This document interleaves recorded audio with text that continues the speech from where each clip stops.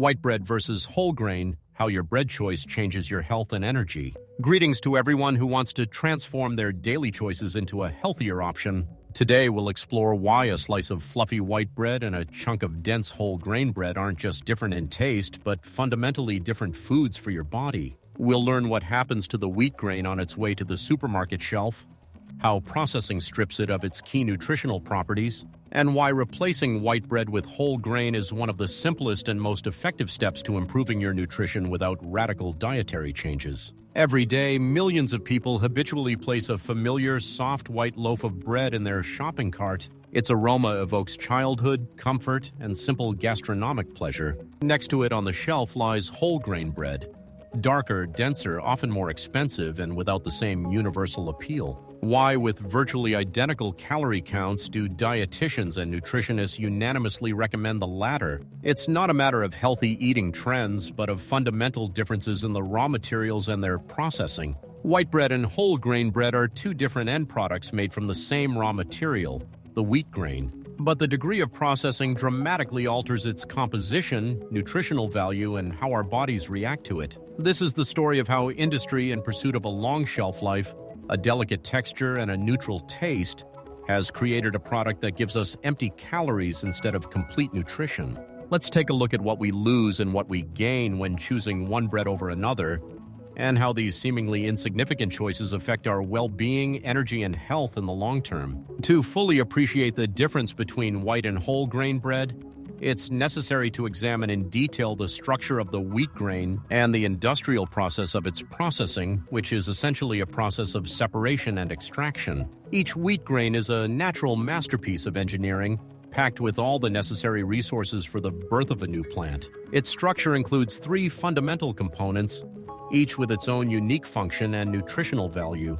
The germ layer is the living core of the grain, the embryo of the future sprout. It is a concentrate of vital energy. It is exceptionally rich in vitamins, primarily tocopherols, vitamin E and B complex vitamins, minerals, magnesium, phosphorus, zinc, high-quality plant proteins, and polyunsaturated fatty acids. The endosperm makes up the bulk of the grain, approximately 83%, and serves as an energy reserve for the embryo. It consists primarily of starchy carbohydrates and proteins, gluten, which provide the future sprout with energy reserves and building blocks. The bran, hull, is the multi-layered protective outer shell of the grain. It is the main source of insoluble fiber and also contains significant amounts of B vitamins, essential micronutrients, iron, copper, selenium, and unique biologically active compounds, phytonutrients, and antioxidants, such as ferulic acid. Modern production of premium white flour is based on the principle of refining, that is, maximum purification and simplification.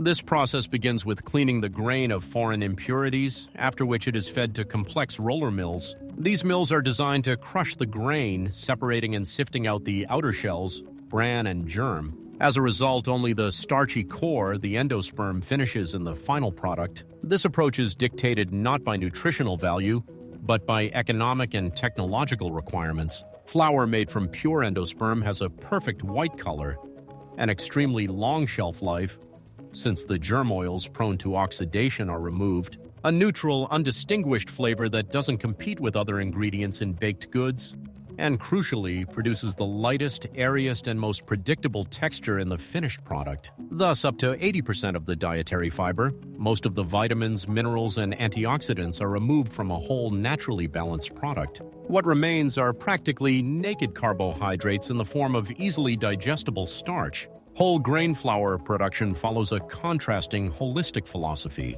The whole unrefined grain, including the germ, endosperm, and bran in their natural proportions, is simply milled. No part is removed. As a result, the chemical composition of the final flour is as close as possible to that of the original grain. This means that all the dietary fiber, vitamins, minerals, healthy fats, and phytochemicals are transferred to the flour and consequently to the bread. This is why the difference between white and whole grain flour is not a difference between first and second grades in the conventional sense. It is a fundamental difference between a refined product, deeply processed with the loss of nutrients, and a whole product, which has retained its original fullness and complexity. This gap in the degree of processing determines the subsequent effects of the two types of bread on the human body. The calorie content of a slice of white and whole grain bread can be quite similar, which can often be confusing. However, while calories are simply a measure of energy, nutritional value tells the story of the quality of that energy and the accompanying vitamins, minerals, and bioactive substances it delivers. And here, the difference between the two types of bread becomes not just noticeable, but colossal. The most critical parameter is dietary fiber content. During the refining process of white flour, virtually all the fiber contained in the grain's husk is removed. As a result, 100 grams of white bread contains on average only 2 to 3 grams of fiber. In whole grain bread, this figure increases 3 to 5 times, reaching 7 to 10 grams or more per 100 grams of product. Fiber performs a number of essential functions in the body. It normalizes intestinal peristalsis and serves as food prebiotic for beneficial microbiota, promotes a prolonged feeling of satiety by slowing gastric emptying, and most importantly, regulates the rate of sugar absorption into the blood, preventing sharp spikes in glucose and insulin levels. The next aspect is vitamins and minerals. The bran and germ, which are removed during the production of white flour, contain the lion's share of the grain's micronutrients. These include B vitamins, thiamine, riboflavin, niacin, and folate, which are critical for nervous system function and energy metabolism. Vitamin E, a powerful antioxidant, and minerals such as iron, magnesium, zinc, selenium, and phosphorus. White bread contains only traces of these substances. Manufacturers often artificially enrich white flour with synthetic vitamins and iron, called fortification, to compensate for these losses, but this approach does not restore the full range of natural phytonutrients and fiber. Phytonutrients and antioxidants are a large group of natural compounds, polyphenols, phytic acid, lignans, found in the bran of grains. They have anti-inflammatory, antioxidant, and potentially anti-cancer properties. They are completely absent from refined white bread. Finally, a key difference is found in the glycemic index, GI, a measure of how quickly a food raises blood sugar levels. White bread, composed of rapidly digestible starch and virtually devoid of fiber, has a high GI around 70 to 85. This means that after eating it, blood glucose levels spike sharply, causing the pancreas to produce large amounts of insulin, and then drop just as sharply, which can cause fatigue and hunger within an hour. Whole grain bread, thanks to its high fiber content, has a medium to low GI, around 40 to 55. Its carbohydrates are released slowly, providing a stable energy level and a long-lasting feeling of satiety without harmful blood sugar spikes. Thus, despite seemingly similar energy values, whole grain bread offers the body not just empty calories, but a complete nutritional complex that works for rather than against health. The differences in the nutritional composition of white and whole grain bread directly translate into how our bodies respond to them, from immediate feelings of satiety and energy levels to long-term health effects. Choosing bread, therefore, becomes more than just a gastronomic preference, but a tool for managing well-being. This primarily affects energy and feelings of satiety. White bread, with its high glycemic index, provides a quick but short-lived boost of energy. Carbohydrates are immediately broken down into glucose, which sharply increases blood sugar levels. However, this effect is like a flash in the pan. It quickly fades, followed by a drop in energy, drowsiness, and hunger within 1 to 1.5 hours after eating. This leads people to snack more often, consuming excess calories. Whole grain bread works differently. The fiber and complex structure of whole grains slow down the digestion and absorption of carbohydrates. Energy is released gradually, providing a stable, even feeling for several hours. The feeling of fullness after eating this bread occurs with a smaller amount and lasts significantly longer, which is a key factor in weight control and preventing overeating. Secondly, it has a fundamental impact on digestive health. The fiber in whole grain bread acts as a broom for the intestines, stimulating peristalsis and preventing constipation. But even more importantly, it serves as a nutrient substrate, prebiotic, for beneficial bacteria in the large intestine. A healthy microbiota, in turn, strengthens the immune system, synthesizes certain vitamins, and maintains the integrity of the mucous membrane. White bread, devoid of fiber, does not perform this function and can contribute to dysbiosis, an imbalance of microflora. The most significant differences concern the long-term risk of developing chronic diseases. Regular consumption of high GI foods, such as white bread, places a constant strain on the pancreas, forcing it to overproduce insulin. Over time, this can lead to the development of insulin resistance, a decreased sensitivity of cells to insulin, which is a direct precursor to type 2 diabetes. Furthermore, such spikes in sugar and insulin levels negatively impact blood lipid profiles, contributing to increased levels of bad cholesterol, LDL, and triglycerides, which increases the risk of cardiovascular disease. Numerous large-scale studies, such as meta-analyses published in the British Medical Journal, show a consistent link between high whole grain consumption and a reduced risk of these diseases,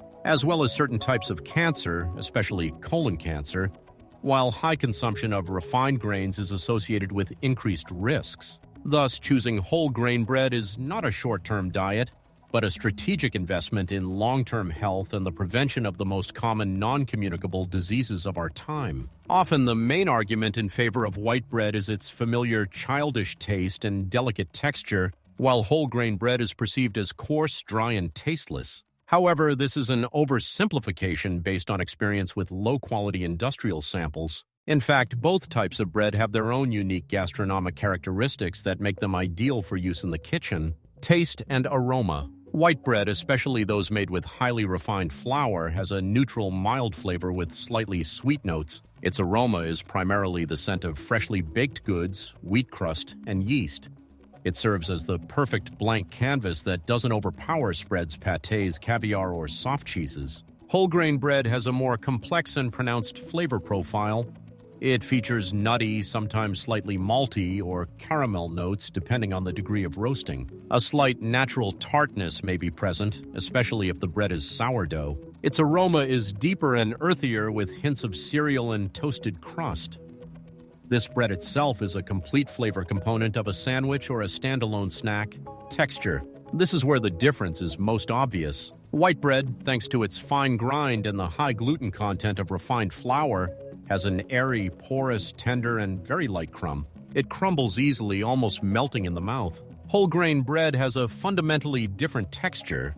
It's denser, moister, more filling, and often contains visible particles or crunchy inclusions of bran. It requires chewing, which, incidentally, promotes better satiety and initial digestion in the mouth. Culinary uses, based on these properties, are logically differentiated. White bread is ideal where its delicate texture and neutrality are essential. For making exquisite canapés, croissants, biscuits, delicate toast with jam, for breading, where a fine crumb is required, or as a base for French toast. Whole grain bread is a viable choice for hearty breakfasts, toast with avocado or egg, for sandwiches with rich fillings, smoked meat, sharp cheese, vegetable spreads, as a base for a sandwich that needs to hold its shape, or simply as a healthy and delicious accompaniment to soup or salad. Its density and distinct flavor make it a standalone element of the meal. Thus, gastronomic choice is not about rejecting one in favor of the other, but rather understanding their strengths. White bread is a tool for elegance and tenderness in baked goods,